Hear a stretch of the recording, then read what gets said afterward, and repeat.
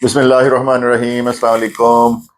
आज की वीडियो नाजरीन जो है वो है कि इकरारनामा से क्या हमें प्रॉपर्टी खरीदनी चाहिए।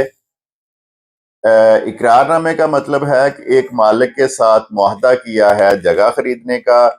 बेचने वाले और खरीदार ने एक इकरारनामा प्रिंट किया है कि मैंने ये 20 लाख रुपए में प्लॉट खरीद लिया है, 1/4 इसका बयाना मैंने दे दिया है और बाकी पैसे मैं 1 माह 2 माह बाद आपको पे करूंगा, तो रजिस्ट्री अपने ना करवा लूंगा। इसको इकरारनामा, जिस तहरीर को लिखा जाता है, इसको इकरारनामा कहते हैं।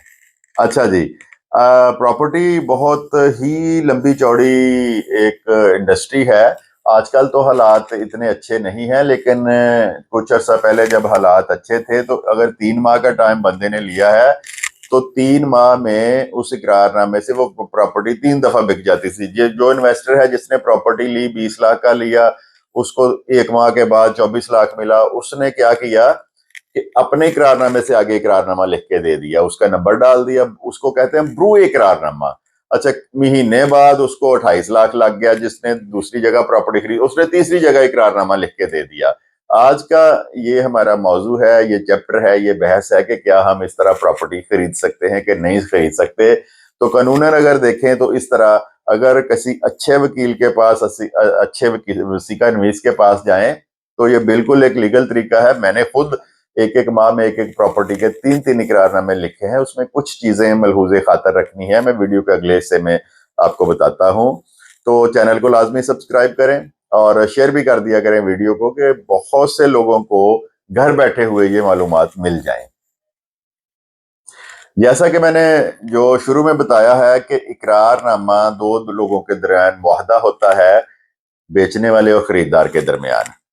उसमें बहुत सी शर्तें शराइतें लिखी जाती हैं। उसमें यह भी एक शर्त लिखी जाती है कि आज से खरीदार को हक हासिल हो गया है, वो जायदाद की निस्बत मुआहदा बै करे, यानी आगे फरोख्त करे, ज़रे मुआहदा बै वसूल करे, बयाना वसूल करे। फ़रीक़े अव्वल फरोख्त चुनिंदा को कोई उज़र व एतराज़ ना होगा। ये लाजमी आपने इकरारनामे में चीज़ लिखवानी है, अगर इकरारनामे से ही आगे इकरारनामा करना है। मालिक के लिए ये है कि अगर वो ये चाहता है कि मेरी प्रॉपर्टी इसी के नाम पे हो, तो वो इख्तियार फिर इसमें नहीं देता, उसको हज़फ करवा देता है कि चौथी जगह प्रॉपर्टी सेल हो जाए, मुझे पता ही नहीं, मैंने तो एक बंदे को सेल की, उसने आगे अगले को की, अगले को की, अगले को की। तो इस तरह सम टाइम ना प्रॉब्लम्स बन जाते हैं। तो अगर ये इख्तियार आपने देना है तो उस सूरत में वो प्रॉपर्टी 5 जगह भी आगे फरोख्त हो सकती है। मेरा जो तरीक़ेकार है, मेरा जो असूल है इसमें इकरारनामे में, मेरी कोशिश ये होती है, लिखा जाता है, इसकी इजाज़त है। मेरी कोशिश ये होती है उसमें कि मैं ये कहता हूं, जो बंदा मेरे पास ब्रू इकरारनामा लिखाने आता है, कि या तो ऐसे करें कि 20 लाख का आपने लिया है, 24 का आपने बेच दिया, आप अपना प्रॉफिट लें, 4 लाख रुपया साइड पे हो जाए, और जो अगला खरीदार है उसको डायरेक्ट मालिक के साथ अटैच करवा दें। आप प्रॉफिट लिया 4 लाख, आप फारिग हो गए, 20 लाख का ही उसको लिखवा दें, और वो जितनी कंडीशन, जितना टाइम लिखा है, वो उसके साथ आप अटैच, खरीदार को असल मालिक के साथ अटैच कर दें। अच्छा, अगर ऐसा पॉसिबल नहीं है, सम टाइम होता, तो मैं ये कहता हूं कि जो अगला इकरारनामा लिखा जाना है उस पे जो असल मालिक है उसकी विटनेस डाल दें, कि उसके नोटिस में हो कि मैंने अब प्रॉपर्टी इस बंदे को ट्रांसफर करवानी है। तो एहतियातें ये हैं इसमें कि जिस तरह मैंने बताया कि या तो जिससे आप इकरारनामे के जरिए जगह खरीद रहे हैं उसका मुनाफा उसको दे दें और उसको कहें भाई मेरा असल मालिक के साथ एग्रीमेंट करवा दो, जितने का तुमने लिया था तुम प्रॉफिट लेके साइड पे हो जाओ। अगर ऐसा पॉसिबल नहीं है तो जब अपने इकरारनामा लिखना है तो उसमें जिस इकरारनामे से आप जगह परचेज कर रहे हैं उसका नंबर, मौरखा और उसकी एक कॉपी साथ अटैच करनी है, वो लगानी है, और सारी डिटेल देनी है कि फलां बंदे से इसने प्रॉपर्टी खरीदी थी, ब्रू इकरारनामा ये मालिक था उसका, और अब इसने मुझे फरोख्त कर दी है। अगर उससे भी आगे फर्ज करें कोई हॉट किस्म की प्रॉपर्टी है, बार बार सेल हो रही है, लोगों को मुनाफा नजर आ रहा है, तो तीसरा अगर लिखना है तो पहले दोनों इकरारनामों का, उनकी शरायत का, उनके टाइम का, उनके पैसों का उसमें जिक्र देना है।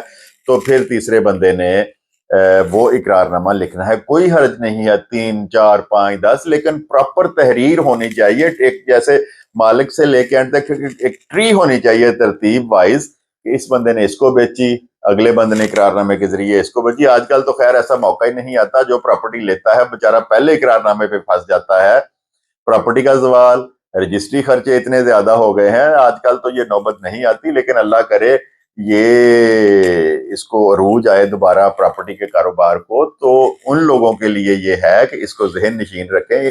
اقرار نامے سے پراپرٹی خریدی جا سکتی ہے، لیکن جو احتیاطیں میں نے بتائی ہیں ان کو لازمی ذہن نشین کر لیں کہ پراپرٹی خریدنی ہے تو یا تو اس کو پرافٹ دے کے سائڈ پہ کر کے خود اس کے ساتھ ڈائریکٹ ہو جائیں، یا اس کے وٹنس کے طور پہ سائن انگوٹھے اس کے کروا لیں کہ اس کو بھی پتا ہو کہ یہ میری پراپرٹی اگلے بندے نے بیچ دی ہے اور میں نے اس بندے کو اقرار نامہ دینا. بہت سے بوگس اقرار نامے بھی پھرتے ہیں لوگ. کسی کا بھی نام پتا اگر آئی ڈی کارڈ اس کے ہاتھ چڑھ گیا، اس نے ایک اقرار نامہ لے کر اس طرح کے سائن کیے اور اگلے بندے کو فروخت کر دی، اصل مالک کو پتہ ہی نہیں ہے. تو یہ جو احتیاطیں ہیں اس لیے بتا رہا ہوں کہ آپ کے سامنے اصل مالک آ جائے گا. اگر آپ پرافٹ دے کے اس کو سائڈ پہ کر دیں، مالک کو کیا پتا کتنا پرافٹ دیا، 20 لاکھ کا اقرار نامہ اس کے نام پہ کروا دیں. اور اگر ایسا نہیں کرنا تو اصل مالک کے سائن، یہ خریدار کے لیے لازمی بات ہے. سوشل میڈیا پہ آپ سارا دن ٹائم ضائع کرتے ہیں فضول ویڈیوز دیکھتے ہوئے، تو یہ معلوماتی ویڈیوز ہیں، آپ کے فیوچر میں انتہائی آپ کے لیے مفید ہوں گی. یہ اگر اس کو غور سے آپ ان ویڈیوز کو دیکھیں گے تو اس طرح کے جو چینلز ہیں وہ بھی ساتھ سبسکرائب کیا کریں کہ ڈور سٹیپ پہ آپ کو تمام کی تمام جو معلومات ہیں ملتی رہیں. تو اس سے اصل مالک بھی آپ کے سامنے آ جائے گا اور یہ بھی پتا چل جائے گا کہ یہ بوگس اقرار نامہ نہیں ہے. فریش فرد ساتھ لگانی ہے، فوٹو کاپی لینی ہے رجسٹری کی. تو یہ ساری چیزیں اگر آپ کر لیں گے تو انشاءاللہ اقرار نامے سے اقرار نامہ پہ بھی اگر آپ پراپرٹی خریدیں گے تو آپ کے ساتھ فراڈ نہیں ہوگا. اس چیپٹر کا اختتام کرتے ہیں. کل ایک نئے چیپٹر کے ساتھ آپ کی خدمت میں حاضر ہوں گے. ایک دفعہ پھر آپ کو یاد کروا دوں کہ چینل کو سبسکرائب کر لیں اور اس کو شیئر بھی کر دیں دوسرے لوگوں کے ساتھ. خدا حافظ.